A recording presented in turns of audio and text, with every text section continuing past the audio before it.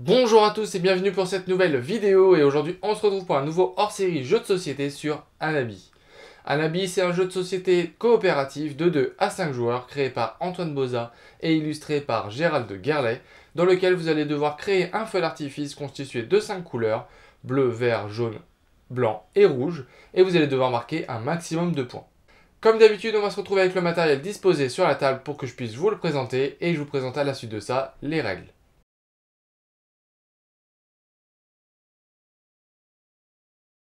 On se retrouve donc avec le matériel disposé sur la table. Comme je vous l'ai dit tout à l'heure, il y a 5 couleurs. Donc vous allez avoir le jaune, le blanc, le rouge, le vert et le bleu.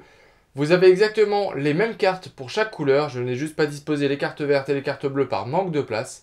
Et en gros, dans une couleur, vous allez avoir 3 cartes représentées par un 1, 2 cartes avec un 2, 2 cartes avec un 3, 2 cartes avec un 4 et une seule carte avec un 5. Pour former un feu d'artifice en entier d'une couleur, vous allez devoir jouer les cartes dans l'ordre, donc de 1 jusqu'à 5, en coopératif, donc avec les autres joueurs.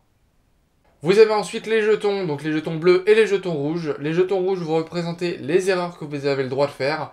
Au bout de la troisième erreur, vous avez perdu. Les jetons bleus, quant à eux, vont représenter les indices que vous avez le droit de donner, les indices qu'il vous reste. Donc au total, vous avez le droit de donner 8 indices que vous allez pouvoir récupérer au cours de la partie avec 2 actions différentes. J'y reviendrai juste après. Et on se retrouve maintenant pour la préparation du jeu.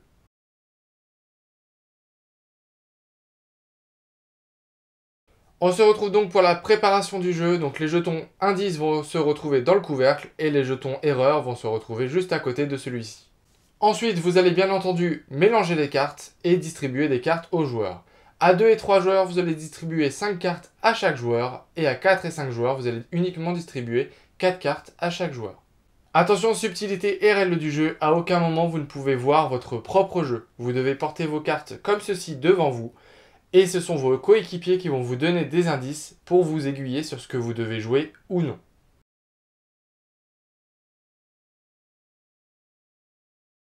On se retrouve donc pour le déroulement de la partie, et on détermine tout d'abord le premier joueur, et le premier joueur va être celui qui porte les vêtements les plus colorés.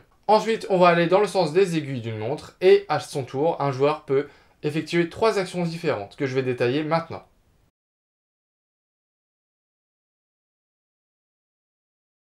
Durant le tour d'un joueur, un joueur peut donner une information. Dans ce cas-là, il va retirer tout d'abord un jeton bleu du couvercle qu'il va mettre en dehors du couvercle. Le joueur va pouvoir donc donner une information soit sur les couleurs, soit sur les valeurs.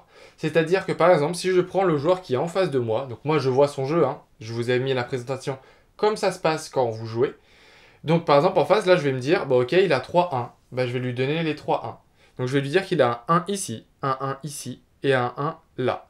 Je n'ai pas le droit d'éliminer une information, c'est-à-dire que je n'ai pas le droit de dire qu'il a un là et un 1 là, sans dire qu'il a un troisième 1. Je dois donner l'information en complet.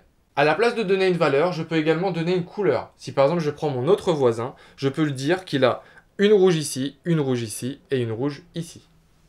Même chose, je dois donner l'information dans son entièreté. Je ne peux pas dire qu'il a uniquement 2 rouges, etc. Je dois donner toutes les rouges qu'il a en main. Bien entendu, s'il n'y a plus de jetons bleus dans le couvercle, vous ne pouvez plus donner d'indices, mais bien entendu, il y a des façons de récupérer des indices, et je vais vous expliquer ça dans la deuxième action.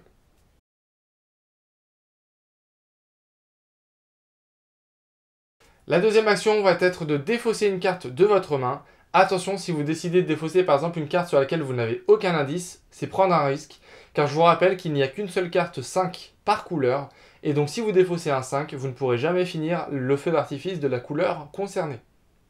Cependant, si vous décidez par exemple de défausser et que vous savez que c'est un 1 que vous allez défausser, vous savez très bien que soit il a déjà été joué, c'est pour ça que vous le défaussez, soit il va en rester par exemple 2, vu que c'est des 1, et donc ce n'est pas très grave de le défausser. Défausser une carte, ça va vous permettre de récupérer donc un indice, donc de remettre un jeton bleu dans le couvercle. Bien entendu, si vous aviez décidé de défausser une carte alors que votre couvercle était rempli de jetons bleus, donc d'indices, si vous n'aviez utilisé aucun indice, vous ne pouvez pas effectuer cette action. Vous êtes obligé soit de jouer, soit de donner un indice. Une fois que vous avez défaussé une carte, vous en repiochez une avec la pioche centrale.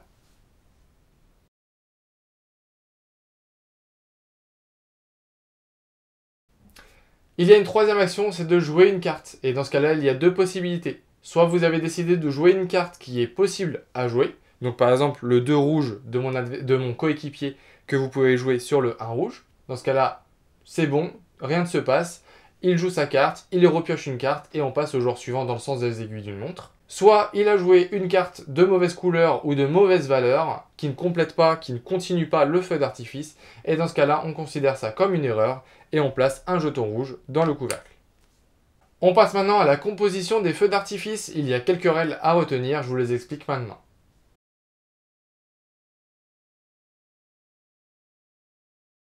Pour la composition des feux d'artifice, il y a 3 règles à retenir. Tout d'abord, il ne peut y avoir qu'un feu d'artifice de chaque couleur. En effet, il n'y a qu'une seule carte 5 de chaque couleur, donc forcément, vous devez respecter cette règle. Donc c'est-à-dire que devant vous, au maximum, vous allez devoir avoir une colonne de rouge, une colonne de bleu, une colonne de vert, une colonne de jaune et une colonne de blanc. La seconde consigne est assez évidente, mais je vous l'explique quand même, vous allez devoir jouer les cartes dans l'ordre croissant. Donc vous allez devoir tout d'abord jouer le 1 rouge, puis le 2 rouge, le 3, le 4 et le 5 rouge. Et enfin, dernière règle qui reste assez évidente elle aussi, c'est que vous allez pouvoir jouer qu'une seule carte de chaque valeur dans un feu d'artifice. Si par exemple là je joue le 1 rouge, je ne peux pas jouer un autre 1 rouge dessus. Si je décide de rejouer un 1 rouge, cela est considéré comme une erreur et je n'ai pas le droit de le poser dessus. Et donc un feu d'artifice se constituera au maximum de 5 cartes. Petite subtilité, pour récupérer des indices, il y a une autre méthode également. Si vous arrivez à compléter entièrement un feu d'artifice d'une couleur, donc arriver jusqu'au 5, à jouer le 5, vous allez également récupérer un indice que vous allez remettre dans le couvercle.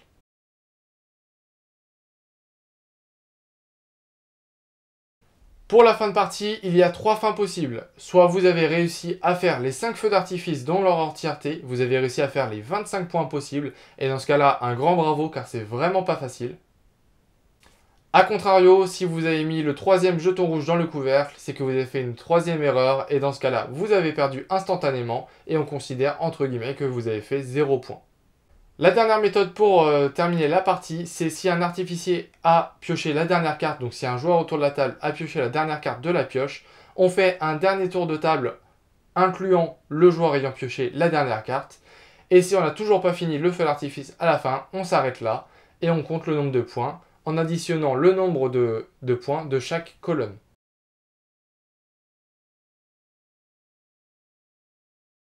Et donc pour le calcul du score, c'est très simple. Vous allez calculer simplement l'addition de toutes les cartes que vous voyez sur le dessus de chaque pile. Donc là, moi, je suis à 3, 5, 4, 4 et 2, ce qui fait 18 points au total. Et ensuite, le jeu fournit un tableau que je vous mettrai en haut à gauche avec les différentes prestations en fonction du score. Donc pour vous juger un peu, est-ce que vous pouviez faire mieux? De toute façon, le score maximal, c'est 25. Et ça reste très très dur de faire 25 points au total.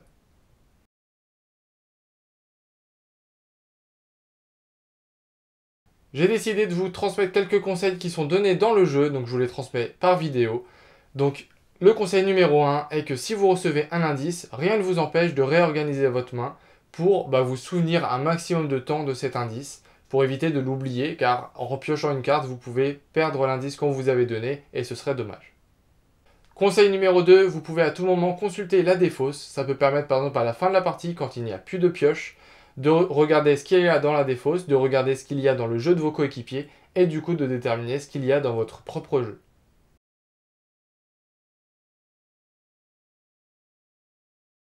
Vous avez 3 variantes différentes dans le jeu. Vous avez la variante de bouquet final, c'est-à-dire que la partie ne se termine pas lorsque la pioche se termine.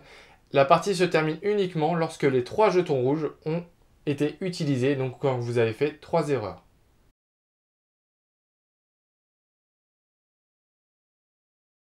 La seconde variante, c'est la chorégraphie minutée. Si vous citez avant de jouer votre carte sur quelle pile, sur quelle couleur vous allez jouer, et que cela s'avère juste, et du coup que vous jouez vraiment sur cette pile-là, et que ça passe, c'est-à-dire que vous jouez un 3 sur un 2, dans ce cas-là, vous pouvez récupérer un indice. Si par exemple vous décidez de jouer un 5 rouge sur un 4 rouge, dans ce cas-là, vous allez même récupérer 2 indices. Bien entendu, en cas d'erreur, vous ne récupérez pas d'indice, mais par contre, vous mettez un jeton rouge dans le couvercle, car vous avez quand même fait une erreur.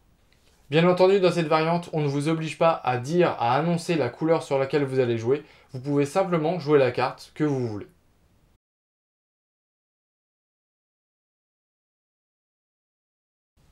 Il y a également une troisième variante, c'est la variante de l'avalanche des couleurs. En gros, vous allez avoir une couleur supplémentaire, ça va être la couleur multicolore, et vous allez avoir une carte uniquement de chaque chiffre, donc ça va compliquer sacrément la chose. Donc cette couleur va être très dure à jouer, mais par contre le score va pouvoir monter jusqu'à 30 points maximum, et donc corser un peu la partie. Vous allez avoir un autre barème de points qui va se rajouter, donc au-dessus de 25 points, et jusqu'à 30 points. Donc je le préciserai également en haut à gauche. Et donc cette variante est considérée un peu comme un mode expert. Donc c'est une fois que vous avez profité du jeu basique que vous allez passer sur celle-ci.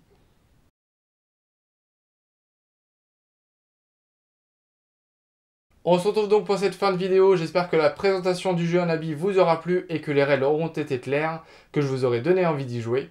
Si c'est le cas, n'oubliez pas de mettre un j'aime, de commenter et de vous abonner si ce n'est pas déjà fait. Et je vous dis à très vite pour une nouvelle vidéo. Salut!